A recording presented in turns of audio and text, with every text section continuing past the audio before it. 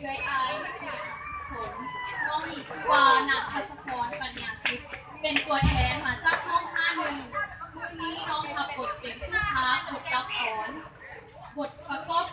บทฟ้อนที่มีชื่อว่าสมเสยบัตรกดปอยซาร์ซึ่งจะเป็นอย่างไรนั้นข้อเสริญทุกทานครับสมและครับฟังได้เลย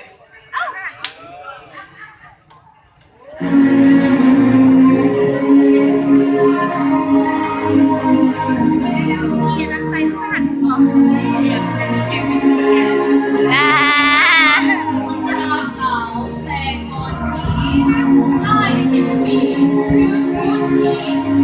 ทึกศัตรูผีบองเว้นไม่ขาดภาษาบองมีใจน้อยคอยท่าแต่มือนั้นต้องยากทำลายแรงแย้เบเข็มไล่ผี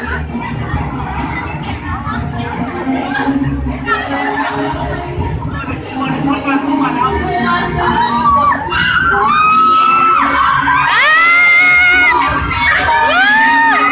มีแต่ทางอย่างเท่านั้น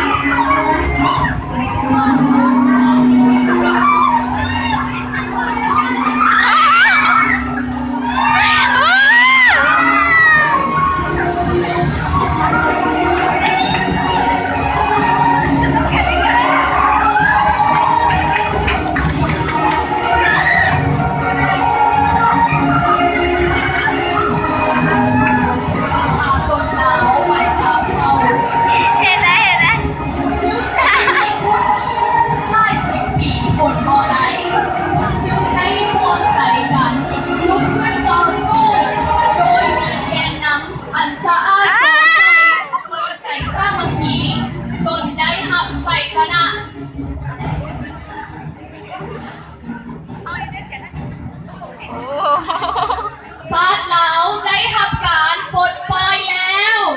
โอเค